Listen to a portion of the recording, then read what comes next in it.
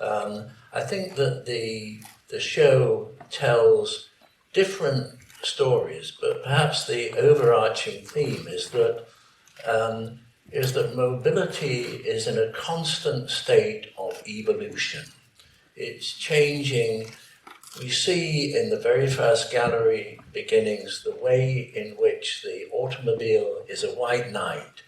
It beautifies, it cleans up the city, because nobody has a memory of the stench, the disease, of rotting carcasses of horses, horse manure.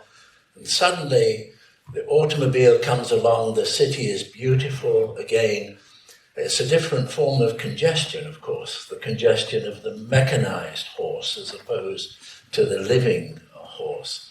And as we move through the galleries, we see the word emotion, personality occurs. And so we see these extraordinarily beautiful objects, and they coexist at an equal level with great works of art and architecture. So there's a cultural synergy. And that is against the silo mentality where we think of this is fine art, and that's just a kind of car, but it's not. It's a significant cultural artifact in its own right. And in one sense, we see all those different interpretations, personalities. You talk about the Italian car, and popularizing, you can see the cultural differences between nations, an extraordinary ingenuity. And the way in which immediately after World War II, there was a serious energy shortage. And so you see ingenuity, tiny cars consuming less and less energy.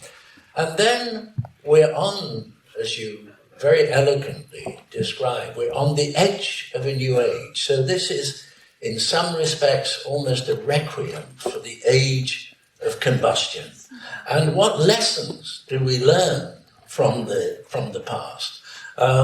And we were discussing earlier informally that perhaps if we think about contemporary automobiles, they're very much lookalikes. And is that because the world is more globalized and more standardized with codes and so on?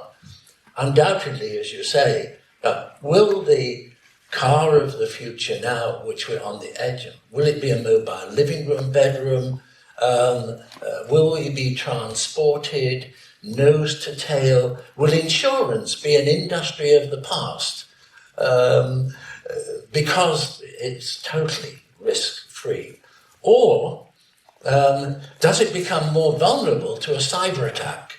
And so I think it raises very interesting prospects. But I guess that there's always a pessimistic, there's always an optimistic scenario. I passionately believe that the future is always better. So I think that we're on the edge of something truly exciting and positive.